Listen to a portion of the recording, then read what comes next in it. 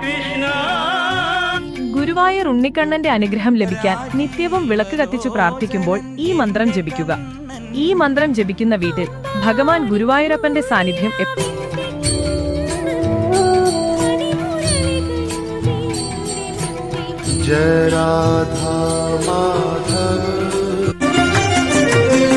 ഗുരുവായൂരപ്പ നിന്റെ തിരുരൂപമെങ്ങും കാണാൻ തരുമോ എനിക്ക്?